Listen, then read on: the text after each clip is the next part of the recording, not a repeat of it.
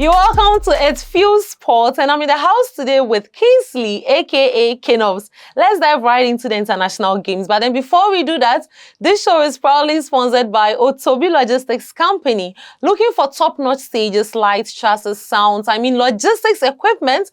Look no further than to contact them on the numbers on your screens, and I bet you they've got more offers. So the players went to their various national teams for their various friendly matches and qualifier matches. So Kingsley, what impact do you think it will have on the players' fitness and the team's momentum? I think it would have a very great impact on the players themselves, because nowadays the games are being too many for the players. You know, they are human beings as well. So definitely they should try and manage the games the players play. But this is also the football world. You can't do without the international breaks. It's also like inclusive. And then coming to the momentum of players and then of the teams, I think that there are some teams that before the international break, they were doing very well. But then because of the international break, probably they coming back or they returning to their clubs, it would have a slight impact on them. Whereas maybe the team might continue to be in their good form, or probably they might dip in form. So yeah, it would have an impact on the players and then the team momentum. Yeah. So Kingsley, some of the players were not performing well in their club teams. And since the international break is over and they're coming back, do you think they'll perform? Yeah, we have two sides to it. It could be that they can perform. That is the people that weren't, or probably the players that weren't performing. They might come back and perform so well. And it could also be that some of the players that were performing very well before the international break might come back and then they won't perform. So we have two sides to it. So that's an interesting point there. Which club team do you think have benefited most from the break, and which ones might struggle to regain form? With the clubs that have benefited much from the international break will definitely be the clubs that are lesser. Let me put it that way. The clubs that are not really doing well. The clubs that are probably below. Let me take the EPL as an example. The clubs that are below the 10th position. Definitely, they would have some players that might not be called into their various national teams. Or even if they have players that are being called into the national team, they won't be many as compared to the big clubs. You know, some of the big clubs had about 12 or 10 players leaving to their various national teams to play, not to even sit on the bench, to play. So I would say that those that would be a little bit affected will be the big clubs, because their players went for the international break, didn't rest and went to play, as compared to the lesser teams where most of their players were not even called into their national teams to play. So that was a good one there. Let's talk about the team strategies, right? So tactical shifts or player rotation might be necessary due to fatigue or injuries from the international break. So do you foresee any challenges in team strategies? Yeah, I think so. I mean, it happens. I mean, every international break, when we are back, the coaches usually tweak their formations and their tactics. Let me use the EPL again as an example. We have players in the EPL that are from the South American side. And then from South America to England or to Europe, like it's quite a long distance, you know.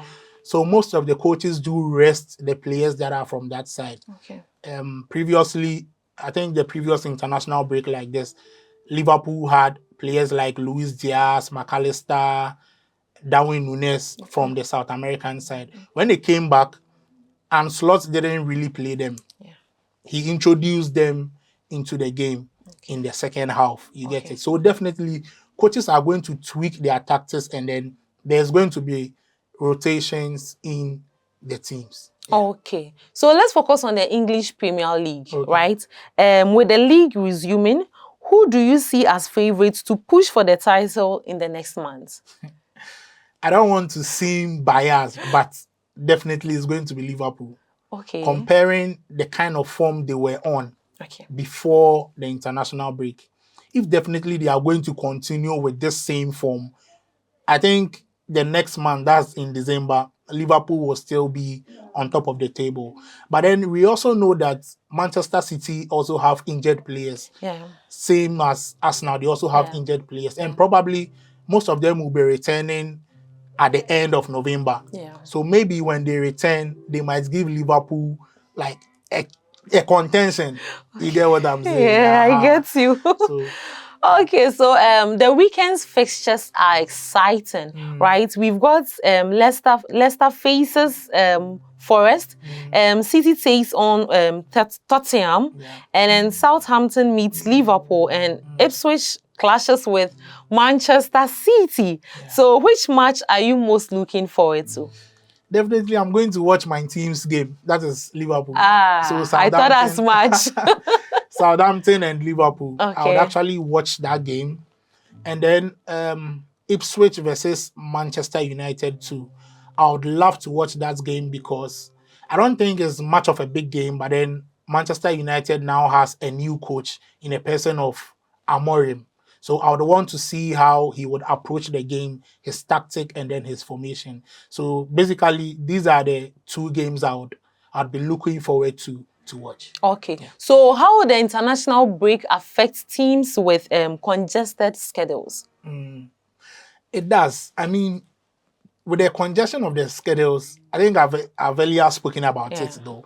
But then this is the football world, like I said earlier. So definitely we can't do without international breaks. Okay. And then getting into the December season, I mean, the games are going to be more. Yeah.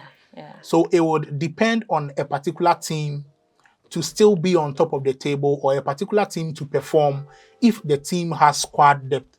Okay. If they have enough players to fill in positions of their other players in case there is a rotation. Okay, so speaking of players, which players returning from the international duty will have the most significant impact on their team? Let me single out Erling Haaland. Okay. He's that good. Okay. He performs very well for Manchester City. When he goes to his country, Norway, he also performs very well. So definitely Haaland, as the number one person, will have an impact on City. Okay. And then Mo Salah for Liverpool. Okay. So he wasn't even called because they had already qualified. Yeah. So he rested. So I wouldn't say he's coming back from an international break. But then the players that will have an impact in their teams, I would mention Mo Salah to be one of them. Okay. So how will the league table change in the next month? Any teams at risk of being relegated? It's early days yet for us to know the kind of teams or probably the teams that will be relegated. Okay. Because we are not even done playing half of the games yet. Yeah.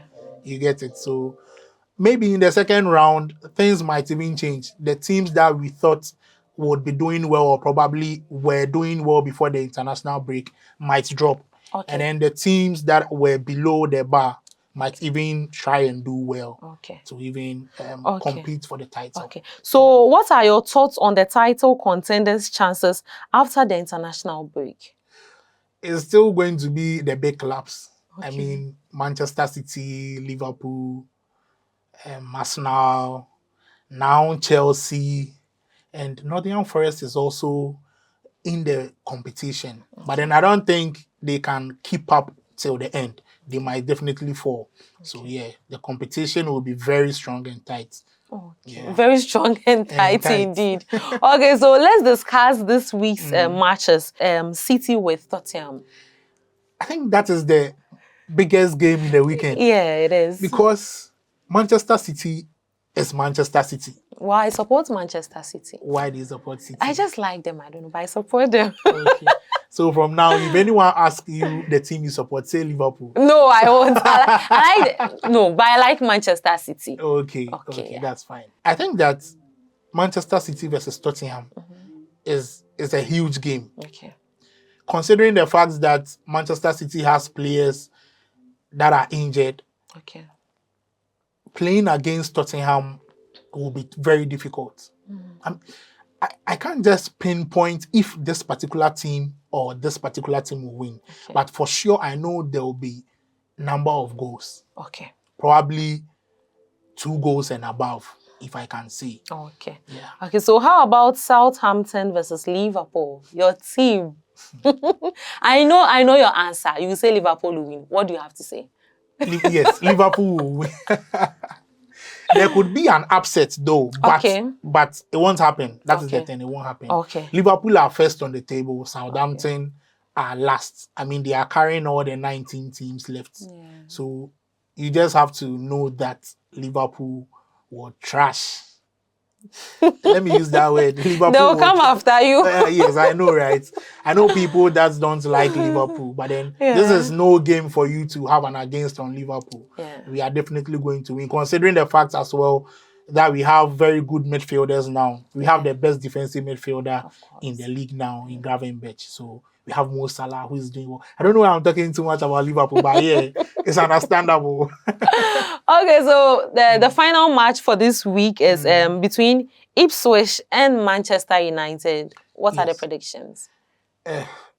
I don't want to make a prediction on this. Okay. But then I would like to look at the formation and how Manchester United's new coach, Ruben Amorim, will get into this particular game. I wouldn't care about the results of the game, that's the scoreline, but then I would want to look at how Ruben Amorim would approach the game. We know him to be playing a 3-back and then 2 forwards. Yeah. Manchester United is also known to be playing 4-2-3-1. I don't know if he's still going to maintain the 4-3-2-1, the 4-2-3-1, or he's going to implement his old style, that's the 3-back system. So that's what I also want to watch. So can you predict any surprises or upsets? Surprises or upsets? Yeah. Let me start with Ipswich, Manchester United. In as much as personally, I want to know Ruben Amorim's tactics for Manchester United and how he will approach the game. I personally think Ipswich might upset Manchester United in a way. And then the second game that might cause an upset can be the Manchester City Tottenham game. Yeah. We all know Manchester City are not doing so well so far this season. Yeah.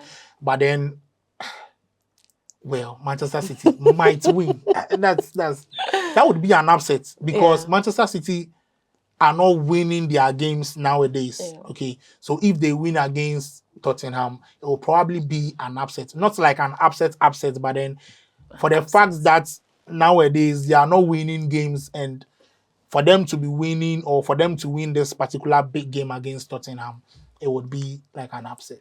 Okay, so it was so lovely having you on today's show. I'm looking forward to more exciting episodes with you. Like, I really like having conversations with you. So guys, also soon the show has come to an end. I hope you enjoyed it. I did this with Kingsley, also known as Convos, and I am Emma Dekaba. Please note that this show was proudly sponsored by Autobi Logistics Company. Looking for top-notch stages, lights, chassis, sounds, logistics equipment? Look no further than to contact them on the numbers on your screens. Please do all to like, comment, and subscribe to our YouTube channel at itsfuse TV, and follow us across all social media platforms at itsfuse TV. We are signing out, and we'll see you in the next game.